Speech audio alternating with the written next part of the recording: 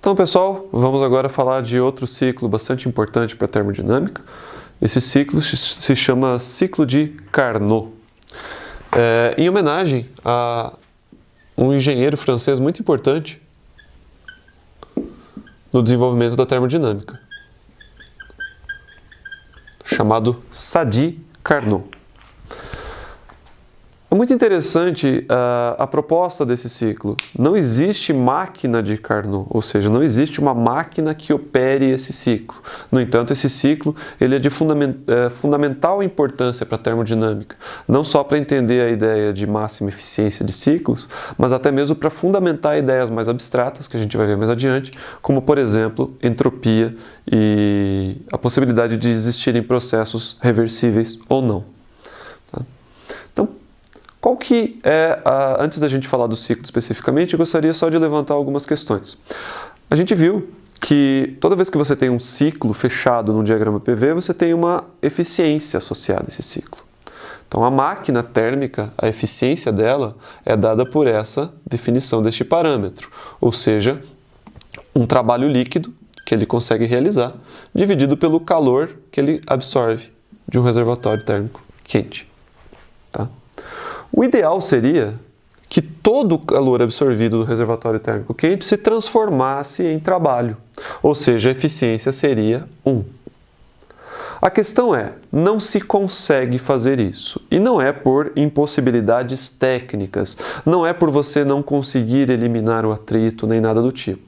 Se você conseguisse fazer a máquina mais perfeita possível, em que você colocasse um lubrificante espetacular que minimizasse toda a perda de atrito, não tivesse turbulência, não tivesse perdas de calor, além dos processos que você já está considerando, se todos os problemas técnicos fossem resolvidos, ainda assim você não consegue encontrar uma eficiência de 100%. A gente vai ver mais adiante que existe uma lei da física que impede isso, chamada segunda lei da termodinâmica.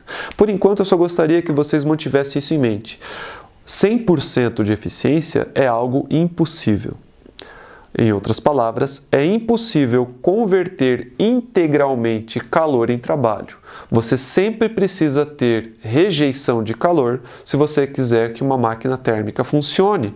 Uma coisa estranha de se conceber: não existe funcionamento de máquina térmica se não houver desperdício.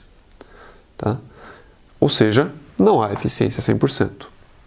Existe uma lei da física que diz isso. É uma coisa muito maior do que problemas técnicos. Então, nesse contexto, qual que é a importância de Sadi Carnot? Ele te dá o quanto no máximo se consegue obter de eficiência a partir de 2 reservatórios térmicos. Ou seja, se o 100% não é mais uma marca almejável, ela é impossível por uma lei da física, qual é o almejável? Tá? Então, tendo disponíveis 2 temperaturas, como que eu consigo encontrar isso? E Sadi Carnot, ele propôs um ciclo que a ideia dele era que essa eficiência máxima seria obtida se na maior parte do tempo as absorções de calor e liberações de calor acontecessem no equilíbrio termodinâmico com o reservatório térmico. Tá? Lembra, a ideia de equilíbrio termodinâmico é uma palavra que tem um significado muito profundo, mas basicamente significa estar à mesma temperatura. Então, enquanto você está absorvendo calor de um outro lugar, de um outro reservatório, de uma fonte, você necessariamente tem que estar na mesma temperatura que aquela fonte. É algo difícil, porque o calor tem um processo natural de ser absorvido por quem está a uma temperatura mais baixa. Então, fazer ser absorvido à mesma temperatura é uma coisa complicada. Tá? O processo termodinâmico que permite isso é o processo isotérmico. E o processo isotérmico tem como característica a lentidão. O processo isotérmico, por definição, é um processo muito lento, porque se ele for mais rápido, ele já começa a se aproximar de algo adiabático. Então, haveria uma diminuição da temperatura na expansão e um aumento da temperatura na contração. Então, tem que ser lento. Além disso, eu não posso ter trocas de calor segundo Sadi Carnot, durante os processos em que eu resfrio o gás e eu esquento o gás. Então, são dois processos adiabáticos. Então, eu tenho um processo que ele acontece quase sempre no equilíbrio, e quando ele não está mais no equilíbrio com o reservatório térmico, ele usa a sua própria energia interna para resfriar ou para esquentar. Então, eu trouxe aqui uma ilustração. Aqui nós temos o diagrama PV, ou seja, as curvas de cada processo, e aqui do lado algo ilustrativo que vai mostrar como que isso acontece. Então, aqui nós temos os dois reservatórios. Aqui eu tenho, por enquanto, está estática a imagem, o reservatório quente, é da onde o calor sai e da onde o gás que está dentro desse cilindro absorve calor. Num primeiro momento, eu quero que o meu gás ele absorva calor sem com isso alterar a temperatura. Então nós temos uma curva isotérmica, que é essa queda vermelha. A curva isotérmica de uma expansão, portanto, acarreta em uma queda de pressão. Então eu vou acionar o vídeo aqui. Conseguimos perceber um aumento de temperatura. Agora, ele usa a própria inércia do movimento para expandir um pouco e com isso resfriar. A temperatura de resfriamento tem que coincidir com a temperatura do reservatório térmico frio, porque ele tem que fazer a contração em equilíbrio. Permite-se que ele continue expandindo usando a própria inércia do movimento e com isso ele vai esquentando. Atinge-se a temperatura do outro reservatório e faz-se uma nova expansão. Então este é o ciclo de Carnot, que segundo a intuição dele seria o ciclo que teria a maior eficiência de todas, e até então podemos constatar que não se pode encontrar uma eficiência de um ciclo maior do que a eficiência de Carnot, do ciclo de Carnot, dadas as duas temperaturas. Tá? Então ela vai basicamente acontecer em temperaturas constantes, ou seja, vai absorver calor de dois reservatórios térmicos unicamente. Quando a gente traça um ciclo através de uma linha contínua no diagrama PV, esse ciclo necessariamente é reversível, idealmente, porque todos os pontos que constituem a curva são pontos de equilíbrio que têm temperatura, pressão e volume bem definidos, senão não teria. Tá? Então, todas as linhas contínuas no diagrama PV são ciclos reversíveis. Mas o que tem o ciclo de Carnot em especial? Ele é um ciclo reversível que tem somente dois reservatórios térmicos, porque ele acontece a temperaturas constantes, enquanto um processo reversível que acontece a várias temperaturas é como se existissem vários reservatórios térmicos que a cada instante eu fizesse com que ele entrasse em equilíbrio. Então, você vai ter novamente, a curva isotérmica de expansão acontece em contato com o reservatório quente. Continua a expansão adiabática, ele esfria, até chegar na temperatura do reservatório térmico frio. Já está em equilíbrio, já está na mesma temperatura. Contrai. Chega no fim do curso, ainda não é o fim do curso, permite-se que ele atinja o fim do curso através de uma curva adiabática e com isso esquenta. Chega-se na temperatura quente, já em equilíbrio, faz uma contração. Tá? Eu não vou justificar por que esse ciclo é o mais eficiente de todos. Sadi Carnot também, a justificativa dele não é clara, é uma coisa quase intuitiva. Tá? A gente vai abordar isso em aula quando formos tratar do conceito de entropia e segunda lei da termodinâmica. Ok? Mas eu queria abordar, antes de calcular essa eficiência, de um aspecto muito importante. Por que não existem máquinas térmicas que utilizam esse ciclo, já que ele é tão bom? Veja bem, primeiro motivo, os processos deveriam ser muito lentos, e a gente calculou em algum vídeo passado que se eu quiser que a minha máquina tenha uma potência maior, ela vai ter que executar mais ciclos por segundo. Mas se eu agilizo o processo da execução do ciclo, eu não tenho mais uma curva isotérmica. Então eu acabo descaracterizando o ciclo de Carnot. Então, por definição, ele tem que ser um ciclo muito, muito, muito lento. Outro caso é que essas curvas adiabáticas, ela usa a própria energia interna do gás para que se contraia e que se expanda. No entanto, essa energia é dada pela inércia do próprio pistão, as curvas adiabáticas, essa em que ele esfria e depois de realizar a contração, a curva seguinte em que ela esquenta. Só que se o movimento já é muito, muito lento, a quantidade, o comprimento dessa curva adiabática é muito pouco, ele já está vindo muito lentamente. Então ele vai dar só um totozinho para cima. Tá? Consequentemente, essas duas curvas isotérmicas teriam que ser muito próximas, quase coincidentes, e teria muito pouco espaço entre elas. Consequentemente, o espaço aqui, a área delimitada pelo ciclo, ela vai me dar o trabalho líquido do ciclo.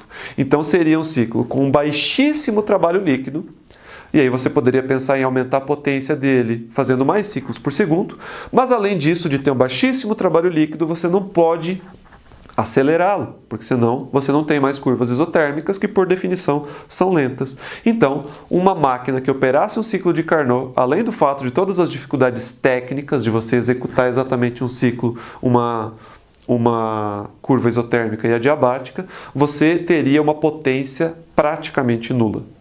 Tá? Mas no meu diagrama eu consigo colocar valores arbitrários e consigo calcular esses valores, que é o que a gente vai fazer agora. Então, vamos lá.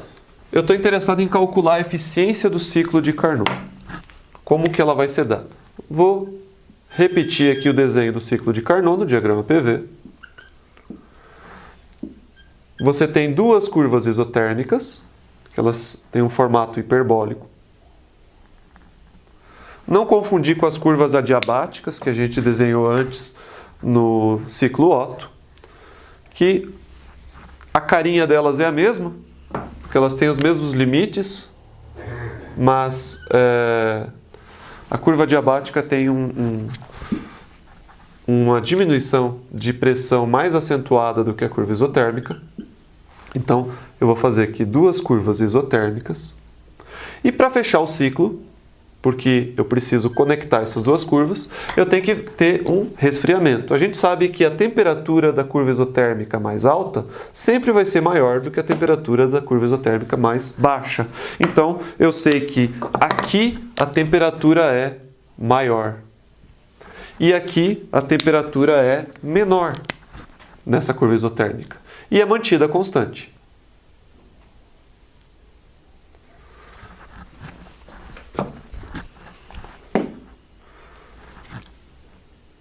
Como isso aqui está sendo absorvido de dois reservatórios térmicos, que eu chamo de TQ e TF, ele vai estar em equilíbrio porque é uma curva isotérmica, portanto as temperaturas aqui vão ser justamente as temperaturas dos reservatórios. Aqui em cima o TQ, porque é a maior, e aqui embaixo o TF, que é a menor. E são mantidas constantes. Para conectar essas duas curvas isotérmicas, porque elas nunca vão se tocar, eu tenho duas curvas adiabáticas. E o papel da curva adiabática é justamente na expansão resfriar o gás e na contração aquecer o gás. Então eu vou ter aqui uma expansão que resfria e aqui uma contração que aquece. Então este é o ciclo de Carnot, ok? Então, duas curvas adiabáticas, duas curvas isotérmicas. Quais são as características das curvas adiabáticas? A pressão multiplicado pelo volume elevado a gama é uma constante. No ciclo Otto eu usei uma outra constante da adiabática, que pode ser obtida a partir dessa, em que a temperatura vezes o volume elevado a gama na menos 1 era constante. Mas agora eu vou preferir fazer dessa forma. E aqui você tem PV elevado a gama na menos 1. Desculpe-me, cometi um equívoco. Isso aqui que eu escrevi é verdade, mas para este cálculo eu vou preferir continuar usando a constante TV gama na menos 1.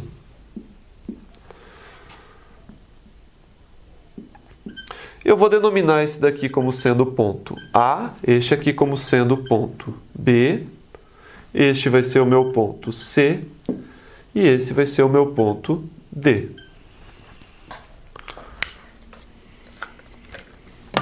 A temperatura, só passar para cá. A temperatura fria do reservatório frio está aqui. E como que eu vou calcular a minha eficiência? A partir da definição, a eficiência é igual ao 1 menos o módulo do calor rejeitado, que eu chamo de QF, dividido pelo módulo do calor absorvido, que eu chamo de QQ. Duas etapas são adiabáticas, essa e essa. Portanto, não tem calor associado. Portanto, um desses curvas isotérmicas será o QF e outro o QQ. Quando que se absorve calor? Quando eu tenho ele em contato com o reservatório térmico quente. Portanto, o QQ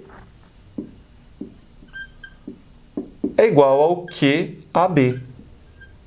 Aqui ele está absorvendo calor, apesar de não variar a temperatura. E como que eu calculo o calor absorvido no processo isotérmico? É a mesma equação do trabalho. Portanto, vai ser nRT, neste caso a temperatura mantida constante é o TQ, que multiplica o logaritmo natural do volume VB sobre o volume VA. De forma semelhante, então, só sobrou para o calor rejeitado o calor do processo CD, tá? Porque os outros dois são adiabáticos, sem absorção de calor. Então, o QCD será igual a nRT, neste caso o T é o meu TF, ok? Logaritmo natural de VD, que é o final, por VC, que é o inicial. Substituindo essas equações na equação de eficiência, você tem que a eficiência é dada por 1 menos nRTF, logaritmo de VD por VC, dividido por nRTQ, ln de VB sobre VA. O N e o R são tidos como constantes, não tem variação de número de mols do gás, não injeto gás e não tiro gás. Tá? Percebam aqui, deixa eu chamar a atenção de vocês, que eu inverti esses dois volumes. O QF é VD, não inverti, mas deveria ter invertido. Então, vou fazer isso agora. Eu vou inverter os volumes, vou chamar VC sobre VD. E o motivo disso é que aqui eu preciso do módulo do calor. E se eu faço VD sobre VC, este volume é menor do que esse. Portanto, essa fração aqui é menor do que 1. Aqui. Menor do que 1. E o logaritmo de um número menor do que 1, entre 0 e 1, é algo negativo. Se eu quiser que ele fique positivo, basta eu trocar os volumes. Ele vai ter o mesmo valor, mas positivo. Ok? Então, a eficiência é dada por 1 menos a fração das temperaturas logaritmo de VC sobre VD sobre logaritmo de VB sobre VA. Eu consigo melhorar essa equação, porque esses dois termos dentro do logaritmo são iguais. Não o VC igual a VB, mas a razão entre os dois. É o que eu vou fazer agora no passo seguinte. Então vamos guardar isso aqui embaixo. Eu vou passar essa equação aqui para baixo para poder utilizar esse lado do quadro. Vou escrever ela aqui para poder resgatá-la depois. 1 menos TF sobre TQ ln de VC sobre VD dividido por ln de VB sobre VA.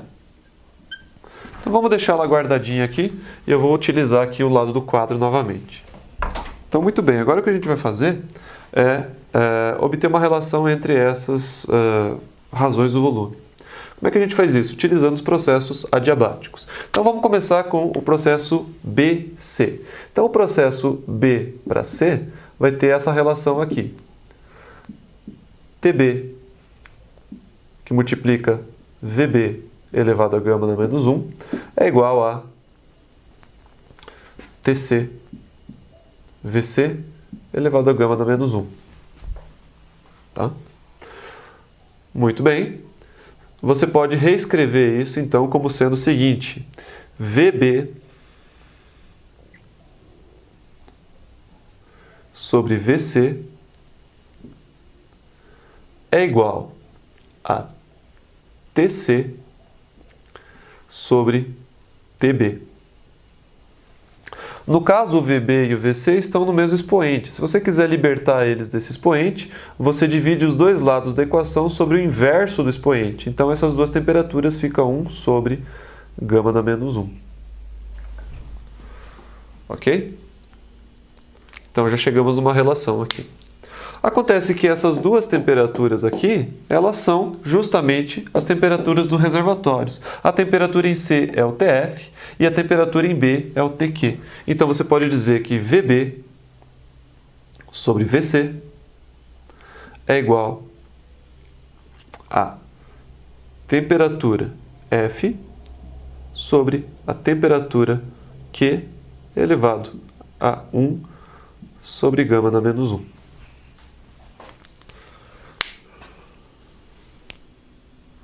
Tá, o que eu faço com isso? Eu vou fazer uma mesma coisa, uma relação análoga, utilizando o processo dA. Ok? Então, vou fazer desse lado do quadro, vai ficar um pouco apertado aqui, mas para não precisar apagar.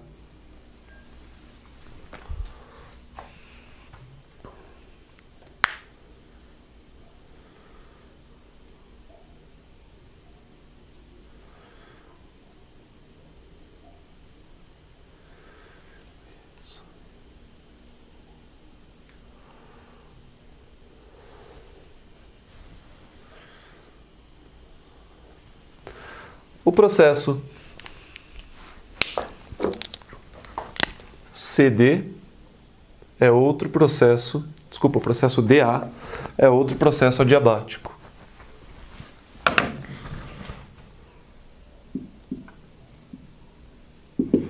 Portanto, temperatura em D, que multiplica o volume em D elevado a gama na menos 1, é igual a temperatura em A, o volume em A elevado a gama na menos 1. Fazendo algo semelhante com o que eu fiz aqui, eu posso escrever o seguinte, que o volume em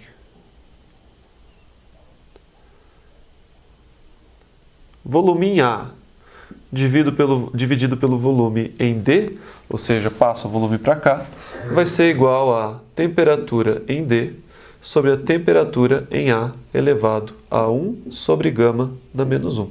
Semelhante ao que eu fiz aqui. Tá? Novamente, essa temperatura no ponto D é a temperatura F. E a temperatura no ponto A é a temperatura em Q.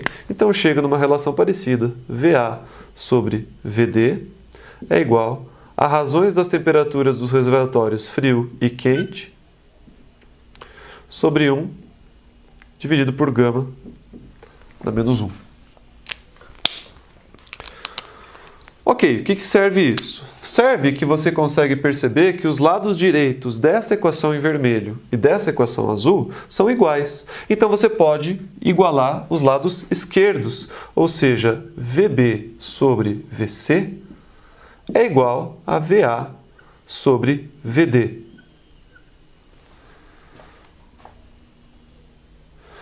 Ainda não me serve isso, mas se você fizer um produto cruzado, ou seja, passa o VA como um denominador e VC como numerador, você pode escrever o seguinte, VB sobre VA é igual a VC sobre VD. E aqui chegamos no ponto que eu queria. Ou seja, a gente, olhando agora para essa equação que eu guardei aqui, a gente consegue perceber que o denominador dessa equação tem o logaritmo deste termo. E o numerador dessa equação, essa razão, VC sobre VD, é este termo aqui. E esses dois termos são iguais. Portanto, se os termos são iguais, os logaritmos deles também são iguais. Qualquer função deles vai ser igual. O logaritmo de VB sobre VA tem que ser igual ao logaritmo de VC sobre VD. Só apagar aqui para não atrapalhar. Então, esses dois logaritmos são iguais. Então, se esses dois logaritmos são iguais, eu estou autorizado a fazer isso aqui. Simplificar os dois. Então, pode parecer um pouco, dar um pouco de raiva, mas é um cálculo que levou um certo tempo. Tudo que eu fiz aqui, até aqui, foi para voltar na equação da eficiência e poder simplificar o numerador e o denominador dessa parte, porque até então eu não tinha nenhuma razão para acreditar que essas duas quantidades eram iguais, e aqui eu demonstrei que elas são iguais. Então, voltando ao problema, nós temos que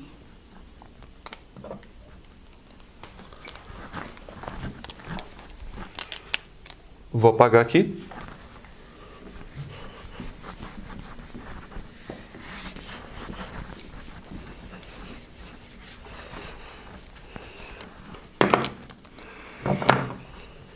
A eficiência do ciclo de Carnot ela é dada por 1 menos TF sobre TQ, sendo as temperaturas em Kelvin. Essa eficiência é para o ciclo de Carnot apenas. Tá?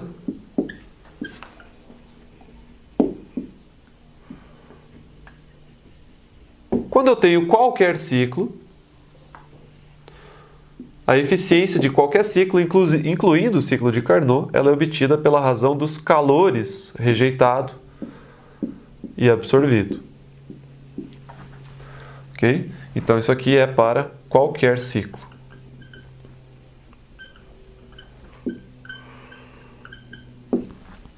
Então, a gente vai utilizar o ciclo de Carnot nesse contexto. Sabendo as temperaturas extremas do ciclo, a gente vai conseguir obter, sem fazer o cálculo daquele ciclo, o quanto no máximo de eficiência seria possível obter a partir das temperaturas extremas, que são as temperaturas de um hipotético reservatório térmico mais frio e mais quente.